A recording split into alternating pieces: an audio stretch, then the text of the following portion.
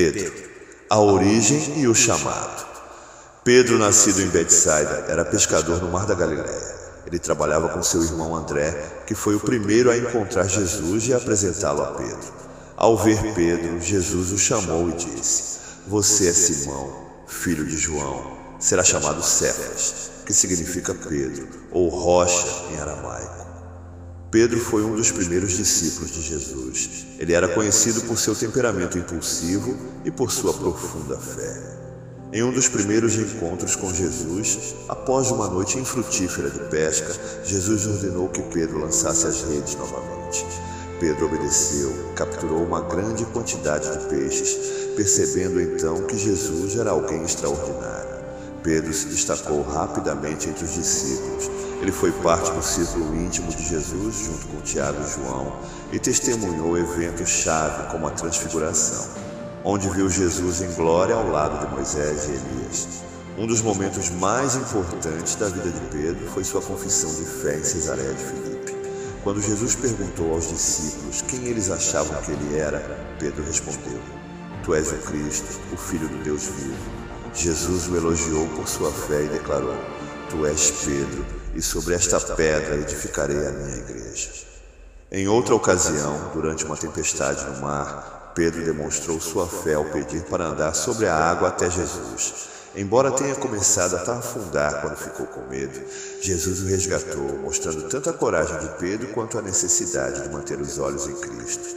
Na última ceia, Jesus previu que Pedro o negaria 3 vezes antes que o galo cantasse. Pedro, confiante, negou que faria isso. No entanto, quando Jesus foi preso, Pedro, temendo por sua vida, negou conhecê-lo 3 vezes. Ao ouvir o galo cantar, Pedro se lembrou das palavras de Jesus e chorou amargamente, arrependido de sua fraqueza.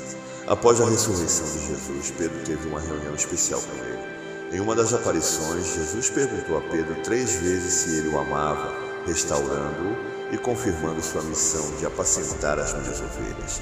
Este encontro reforçou a liderança de Pedro e sua missão de cuidar da nascente igreja cristã.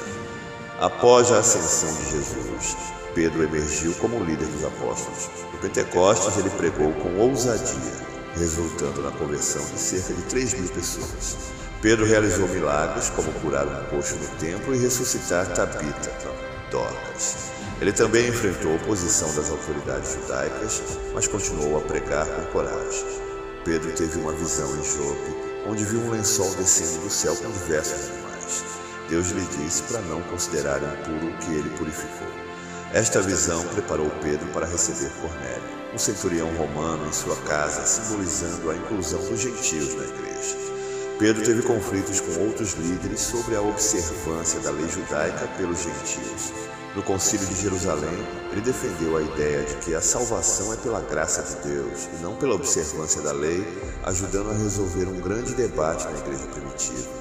A tradição afirma que Pedro foi martirizado em Roma durante o reinado de Nero, sendo crucificado de cabeça para baixo a seu próprio pedido, pois não se considerava digno de morrer da mesma forma que seu mestre. Sua vida e ensinamentos influenciaram profundamente o cristianismo. Pedro é lembrado como uma figura de grande fé e humanidade, cujo zelo e paixão, apesar de suas falhas, o tornaram um líder fundamental na igreja primitiva. Sua vida é um testemunho de arrependimento, redenção e serviço fiel a Jesus Cristo.